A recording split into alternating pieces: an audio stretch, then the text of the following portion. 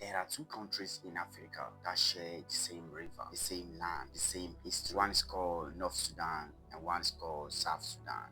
But right now, both of them are falling apart. But here is what I need you to understand before anything else. These are not two separate problems, they are one problem. Problem that started with one decision made by Britain in 1899. 1899 and still destroying lives today. Over 2.5 million people dead, 40 million displaced, famine spreading across both countries, and the world calls it a forgotten crisis. This is a story of how one colonial decision created 125 years of suffering, and people barely talks about it. Before Britain, before Egypt, before anyone came from outside, this land was home to some of the oldest civilizations in human history. The Kingdom of Kush, Asia and Nubia, powerful African kingdoms that had built their own pyramids along the Nile River before most European cities existed. The land that today Sudan and South Sudan was never one unified people. It was always diverse. Arab Muslim communities in the north and Black African Christian communities in the south. Different languages, different cultures, different ways of life that had coexisted, sometimes peacefully and sometimes in tension. For centuries, that diversity, that complexity was something Britain was about to make much, much worse. In 1899, Britain and Egypt established joint control over Sudan. And from the very beginning, Britain made a choice. It governed the Arab Muslim North and the Black African South as two completely separate territories, while forcing them to exist under one flag through a policy called the Southern Policy. Britain developed the North, built infrastructure, schools, roads, and gave the Northerners access to the government positions, and largely ignored the South, left it undeveloped, excluded from government, excluded from economic growth. At the time, Britain incorporated northern elites into the colonial administration, meaning that when independence came, power automatically transferred to the north, not because Southerners were less capable, but because Britain has spent decades making sure Northerners control every level of power. The British moved towards granting Sudan independence, but did not invite Southern Sudanese leaders to participate in negotiations. In the post-colonial government of 1953, the Sudanization Committee had only 6 Southerners in its 800 senior administrative positions, 6 out of 800, and then Britain left, handed power to the North, and walked away from the consequences. The South rebelled. Before Sudan was even officially independent, the First Civil War had already started. It lasted 17 years, then stopped, then started again in 1983. This time because the northern president discovered oil in the south and immediately redrew the borders to take the oil fields into northern control. The Second Sudanese Civil War lasted 22 years, that's sad, the longest civil war in African history. That Second Civil War from 1983 to 2005 killed an estimated 2 million people with widespread documentation of famine. 2 million people, not soldiers, people. Children, mothers, families, teachers, and entire villages gone, and through all of it, the world barely paid attention because this was Africa, and Africa's suffering has always been easy to look away from.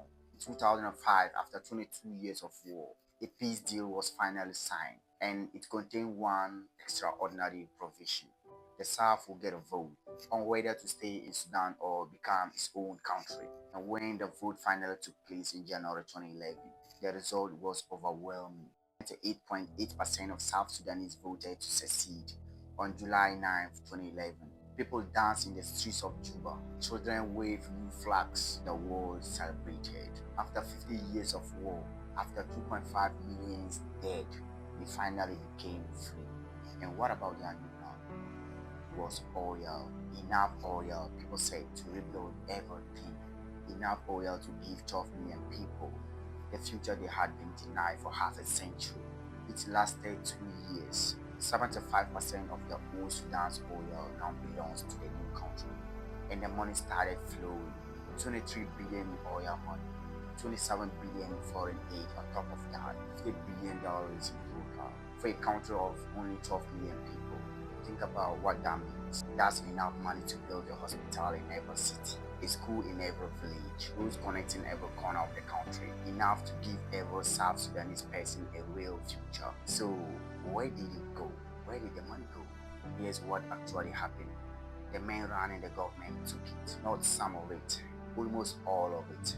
The United Nations investigated and found out that in 2013 alone, 98% of South Sudan's oil money went straight into the pockets of generals and politicians. We're prepared to give evidence of massive criminal behavior by the president of South Sudan and by his opposition, the ousted vice president of South Sudan and their generals. The simple fact is, they're stealing the money to fund their militias. President Salva Kiir and his vice president, Riek Machar, had been fighting over who controlled their money. In December 2013, Salva Kiir, the president, fired his vice, Machar. That same night, soldiers loyal to each man started shooting at each other in the capital, Juba.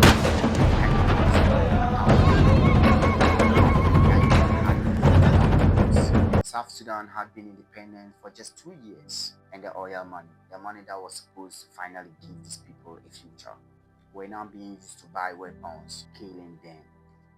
Okay, now let's go back north, because Sudan's stories didn't end when South Sudan left. When the South separated, Sudan lost 75% of its oil revenue overnight. The economy collapsed. The Sudanese pound lost its value.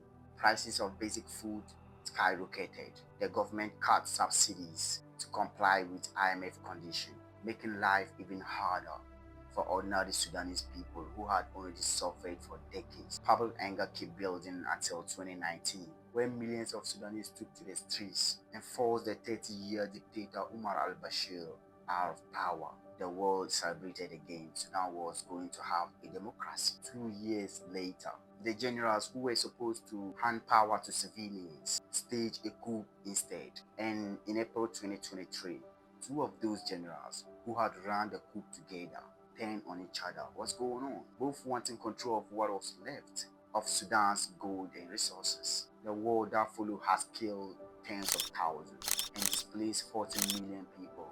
One of the worst humanitarian disasters in the world right now, largely ignored. See you in the next one.